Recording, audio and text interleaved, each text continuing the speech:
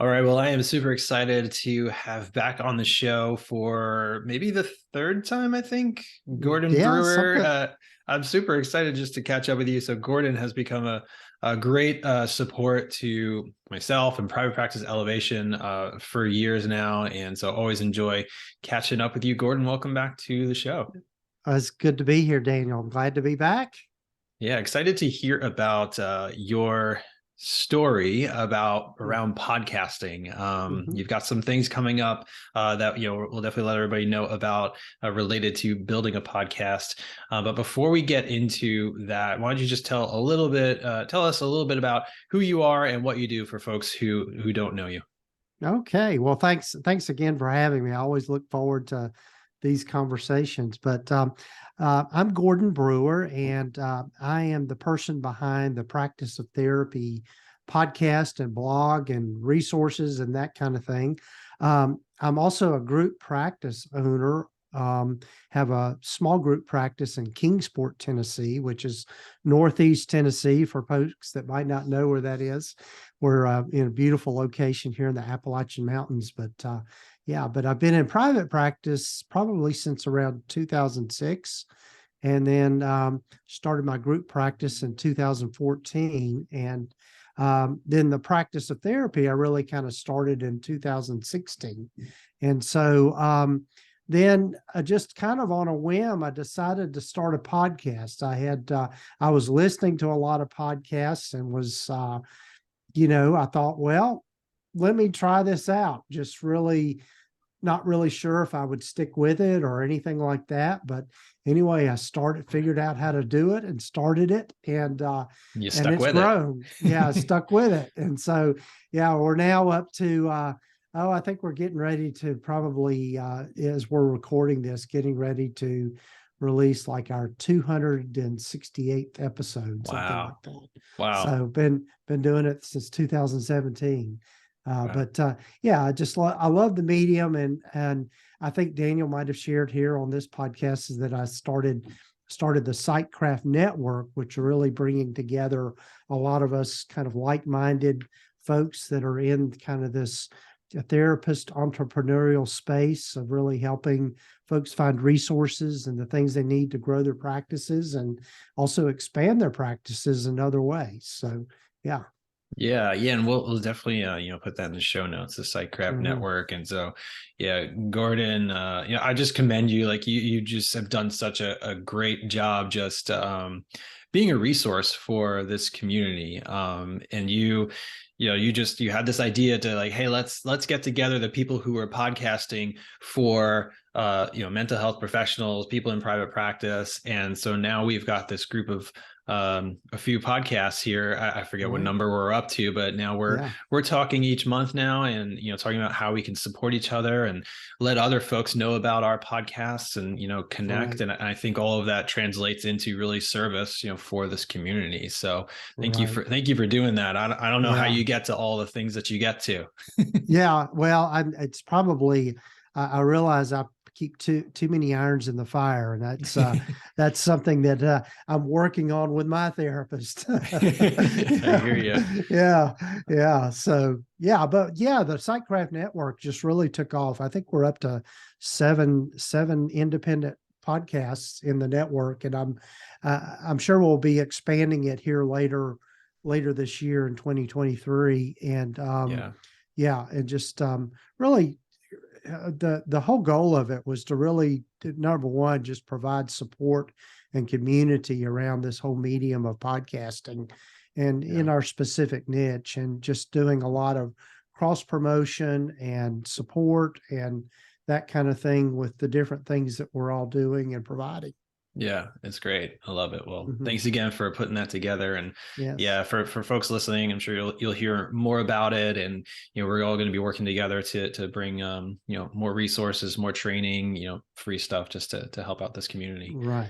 Right. So I realized, when you were talking about your story, and I'm not sure if I remembered this. You said about 2016 you started the practice of therapy, and that was when I started Create My Therapist Mm-hmm. website.com, Mm-hmm. which is kind of how I got into this space as a freelancer and blogger, to help private practice owners create websites. So I think that Hmm. that's cool that we can kind of both kind of go back to that time and see how we've Right. changed. And here we are now. We both have podcasts, and so yeah, I specifically want to talk more about podcasting. And Hmm. I even had a consultation with someone last week who was asking me a lot of questions about adding podcasting to their private practice and just how to get started and stuff like that. Hmm. But let's kind of go back to a little bit or surrounding why you wanted to start a podcast.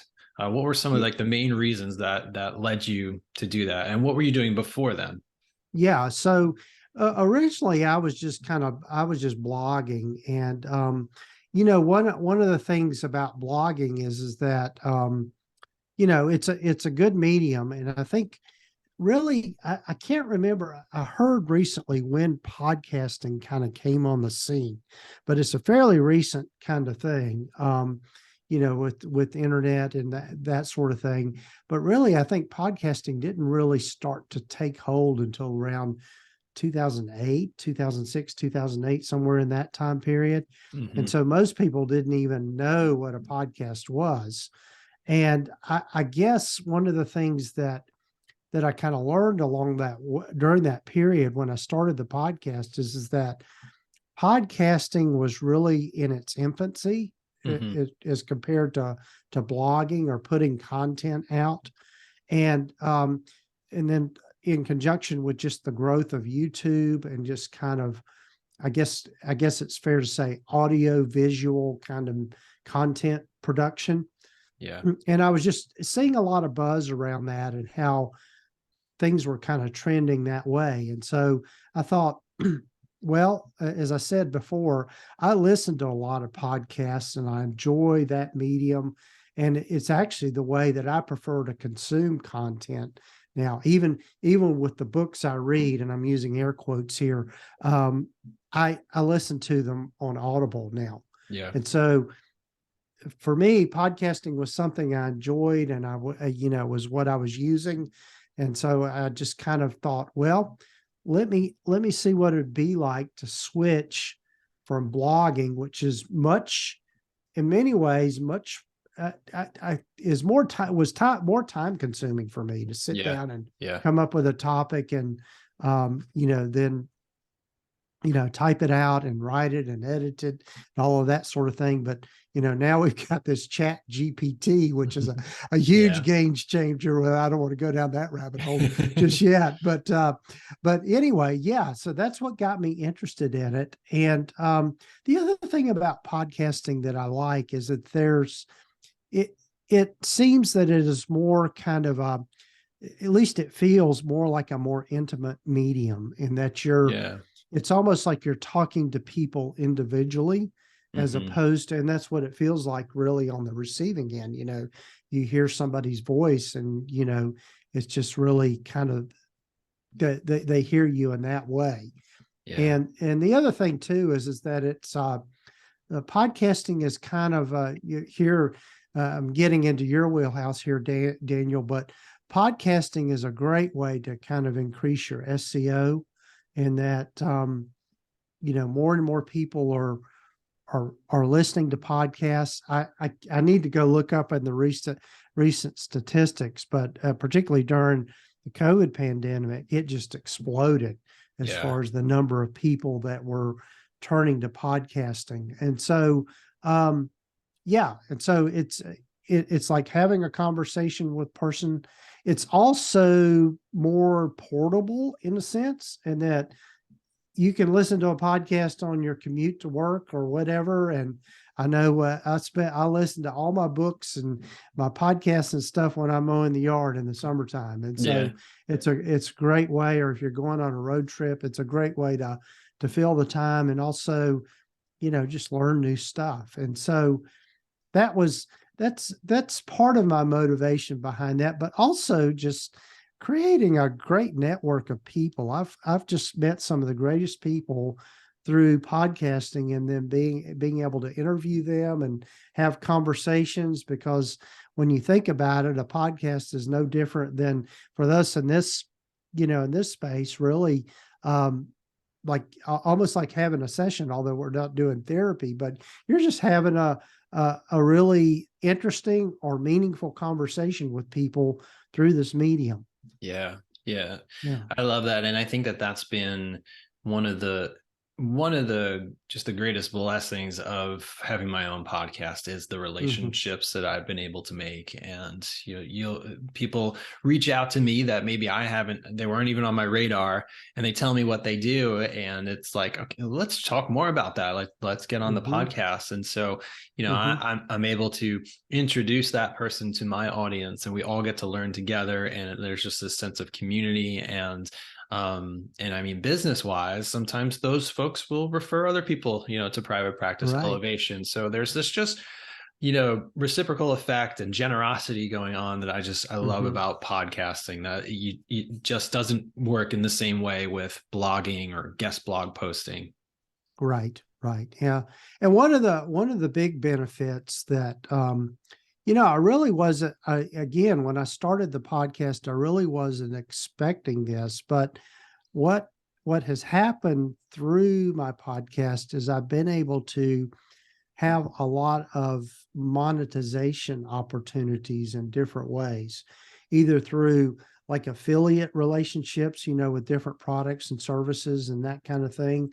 And then just, with, other folks like Daniel and I sharing resources and then setting up an affiliate relationship, which if you're not familiar with an affiliate relationship is that it's if somebody has a product and they sell it for you either through online um, platforms or any of that sort of thing, they get a commission at no extra cost to the person that is purchasing the service or the product or whatever thing. A lot of the stuff like not to get too far off on a tangent on affiliate relationships, but if you do a lot of stuff on the internet, you'll see a lot of ads for different products and services. And a good majority of those ads that you see are promotions on blogs and websites or affiliate kinds of things. So it's a Mm-hmm. whole genre of marketing that can create extra income for you. And the other thing too with podcasting is, again, I never knew that would end up this way, but I started having people that were offering products and services to approach me to sponsor the podcast. And so there's this whole area of podcast advertising, and there's not many podcasts that you listen to now that don't have some sort of advertisement or marketing and that kind of thing. So it's Right. it in much the same way that we consume TV and other internet stuff. It's kind of driven the money behind it. So there's opportunity there with that. And then just as Daniel and I have learned, is just promoting our courses and boot camps and all of those kinds of things that we do to help teach people. A podcast is a good way to introduce that and put those things out there to people. Yeah, absolutely. Well, tell me a little bit more about some of the challenges you faced when you first started your podcast. I want to go back to the beginning a little bit, and Oh yeah, let's think about the folks who are, we're obviously excited about podcasts, and we have our own uh-huh. podcasts, but maybe somebody's on the fence. Like, what were some of the things that, some of those challenges when you first started? Yeah. So, you know, I knew a little bit, and then I knew, okay, I can record something on my computer. There's a microphone there, Yeah. and I can, you know, push a button and it'll record my voice. But there's much more to it than that. When I started researching it and learning about, okay, how does a recording that you make get from your microphone onto Apple Podcasts where people can find it. Right. And so, one of the things you have to think about too is equipment, because you want to have a better than usual mic. I mean, certainly you can do it with like your earbuds or the mic that comes with your computer or that kind of thing, but the quality's not going to be there like it would Yeah. be as if you got a kind of upgraded to a mic. So when I first started, I started looking at it, and one place that I learned, of course, was through YouTube. You can learn anything on YouTube. And so I Mhm. started kind of researching, okay, what kind of mic do I need? And, I didn't know anything about microphones. And there's there's a particular type of microphone called a dynamic microphone that picks up your voice close in, but doesn't pick up a lot of background noise. So had to Right. learn about the space that you're in to record. You don't want to be in a place where there's a lot of echo and all of those kinds of things. And so I learned that along the way. I purchased a mic. The first one I bought, it was the Audio Technica ART7 or 26. I can't remember the number, but anyway, Might it's be what I have. I don't even remember what yeah, I have. yeah. So but anyway, it turned out to be a really good mic for only about $70. And Yeah, so I think that was the actually, same one I bought. yeah. And so as a matter of fact, I've got, as we're recording now, I've got my upgraded mic, and quite honestly, I like the way my other mic sounds better. I keep it at Okay. home for recording. But anyway, I had to learn about that kind of stuff. Yeah. And then you also have to learn about how to audit your your podcast, because most of us have some sort of intro. I've got in my podcast, I've got some intro music and kind of uh, a lead into the starting of the podcast. So I needed to learn how to do that, as Yeah. far as where do I get my music, and how do I record so that my voice is over top the music's, and the music's in the background and it sounds good. So there's this whole thing that I had to learn in order to know how to edit my podcasts so that Right. it sounded a little more professional and smooth, and that the levels were correct and all that kind of stuff, which by nature, I'm kind of a tinkerer anyway, and I love playing around with those kinds of things. And so Yeah. it was a fun process for me. And then the other part of it I had to learn is that you create show notes and show summaries and all of that kind of thing. So having to listen to the podcast again and write those things and all of that sort of stuff. And so when I was first learning how to do this, I would record a podcast, and then it would take me about 4 hours to get it ready to put out on the airways. So I knew that wasn't sustainable. Right. The other part of it too, I'll mention here, is that the other part of podcasting that you have to have is a hosting service that's separate from, like, if you've got a website, you've got a hosting service. But for podcasting, there are specific hosting services you can subscribe to, that will put out what is called the RSS feed. And I can't remember what that stands for, but that's what it is. And that's how Apple Podcasts and Spotify and Google Podcasts, that's where they pick that up from. And so you send your feed out into the magic world of the internet, and those places pick them up. And then when you go to pull it up on your phone or whatever, there it is. And then Yeah. the artwork too, all of those different pieces go into it. So I had fun putting it all together. And so those were the challenges in the early days, about how do you get it out there? And then how do you even get people to find your podcast once you've got it started and out on the Yeah. airways and that kind of thing. So that's where the whole SEO thing comes in, and that kind of thing. And so understanding all those pieces as well. But yeah, and so kind of fast forward to where we are now.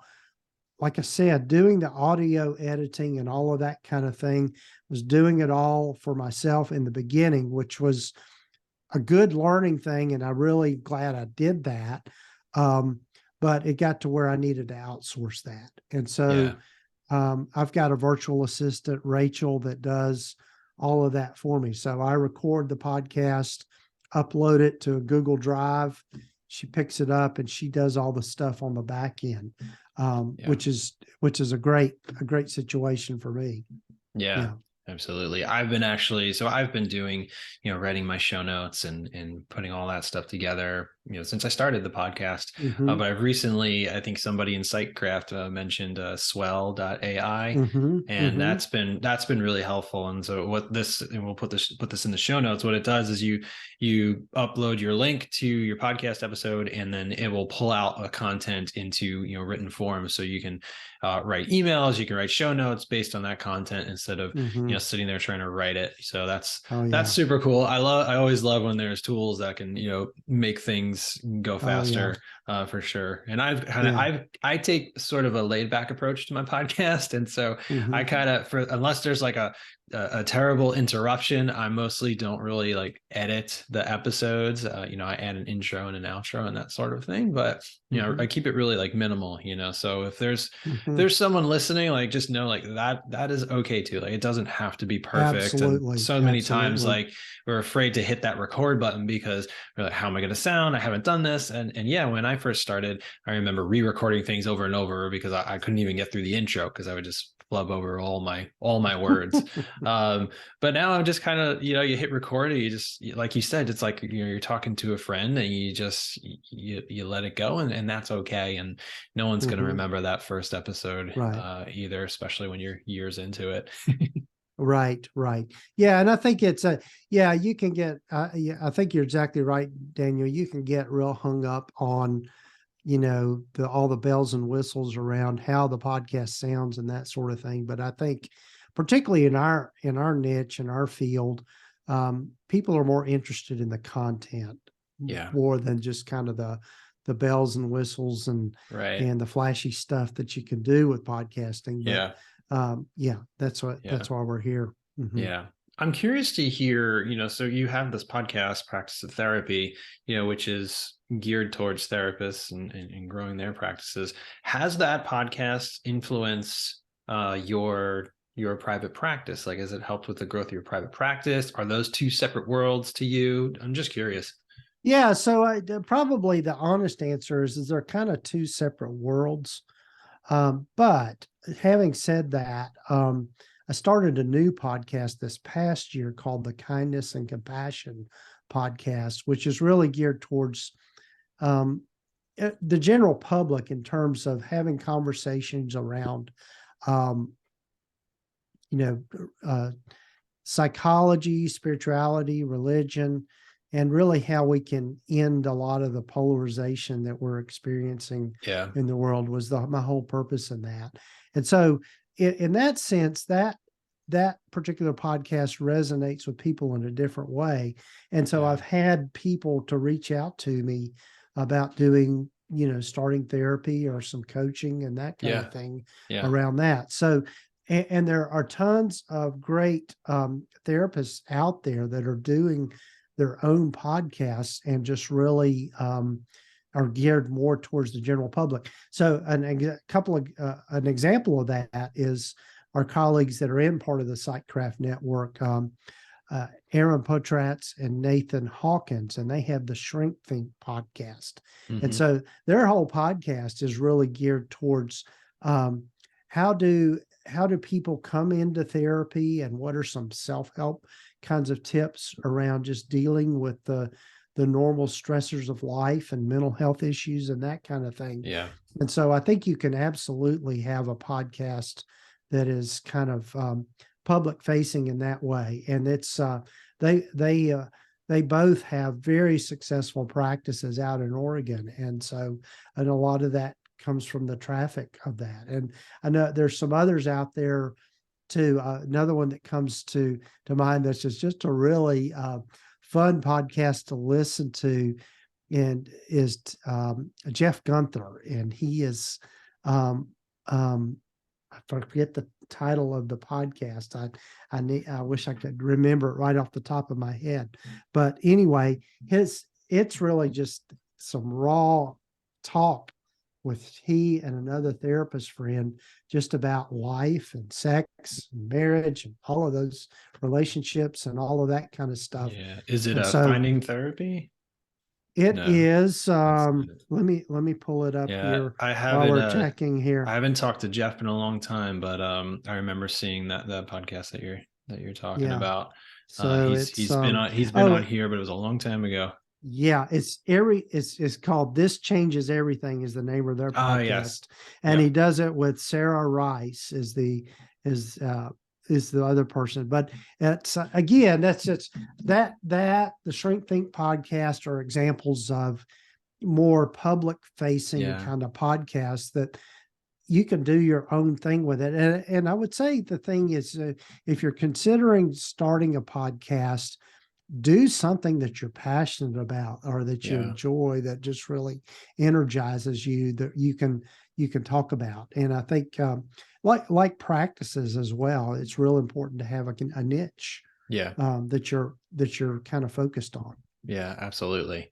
Mm-hmm. Well, I know that we can talk about podcasting all day, but I think Mm-hmm. we gotta wrap it up. But I Yeah. also want you to share a little bit about your upcoming course that you've created. So tell us a little bit about that, Yes. when that's So happening. yeah, so at the encouragement, a lot of people, I'm putting together or putting together a course that will launch March 31st, and it'll be a live course. And I'm partnering with another one of our colleagues, James Marlin, on this course, and it's a podcasting course. And so it's going to be the plan is it's going to be at least 5 hours of content that will take you from A to Z on how to start a podcast, how to market it, how to monetize it, all of those things. And it's we're still working on the title of it, but the URL that people can go to, which will be live by the time this episode comes out, is just practiceoftherapy.com/pod course. Or podcast, let's see, pod course, I think is what we're going to put it there. But anyway, Okay. I'll get the links to you, Yeah. Daniel, so you can have the correct link in your show notes. But Great. yeah, so yeah, that's coming out March 31st. It's going to be a live course where we're going to do it. It's going to be online. And it's just, again, taking people from the A to Z of starting a podcast, getting it out there, and how to market it, how to all the different things that you can do with podcasting. Awesome. Awesome. Well, I look forward to seeing that. And I know that it's going to help a lot of people who have maybe some questions coming away from this conversation, or they're excited to get started. So we'll definitely Mm-hmm. have that information in the show notes, and we'll be sending it out to our list for sure and let everybody know about it. Well, Okay. thank you so much, Gordon. It's always great chatting with you. Where can people find you if they want to learn more about what you're That, doing? yes, they can just simply come to my website, practiceoftherapy.com, or they can reach out to me by email, Gordon@practiceoftherapy.com. And then you can find me on Instagram, Facebook, LinkedIn. You can just Google it and you can find me. Awesome. Thanks so much, Yeah. Gordon. All right. Take care.